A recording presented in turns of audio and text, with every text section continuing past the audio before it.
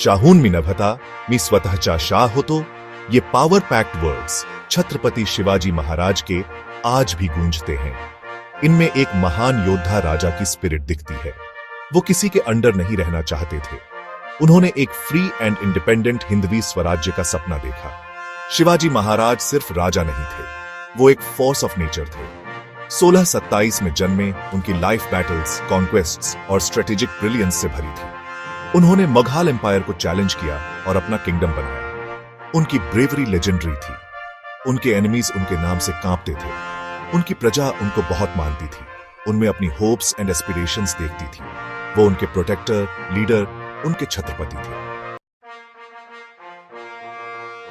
छोटी उम्र से ही शिवाजी महाराज ने एक्सेप्शनल करेज और मिलिट्री स्ट्रेटजी में इंटरेस्ट दिखाया। उन्होंने हॉर्स राइडिंग, सोर्ड फाइटिंग और गेरिला वॉरफेयर में महारत हासिल की। उनके पिता शाहजी भोसले, जो खुद एक बहादुर योद्धा थे, ने उनके कैरेक्टर को शेप करने में इंपॉर्टेंट रोल प्ले किया।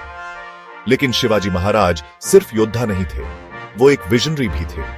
वो एकता की इंपॉर्टेंस समझते थे और अपनी प्रजा में प्राइड की भावना भरते थे।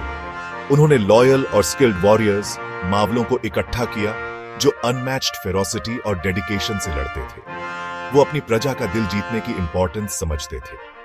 वो उनके साथ रिस्पेक्ट और फेयरनेस से पेश आते थे, जिससे उनकी अनवेवरिंग लॉयल्टी मिलती थी।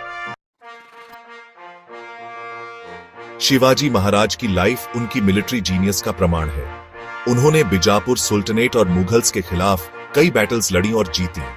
डेक्कन के घने जंगलों में गेरिला वॉरफेयर का यूज, उनकी इनोवेटिव टैक्टिक्स लेजेंडरी बन गई। उन्होंने सिर्फ 16 साल की उम्र में टोरना के इम्प्रेग्नेबल फोर्ट को जीत लिया। ये विक्ट्री उनके ग्लोरियस जर्नी की शुरुआत थी, जिससे उन्होंने हिंदवी स्वराज्य एस्टैब्लिश किया। उन्होंने और भी कई फोर्ट्स जीते।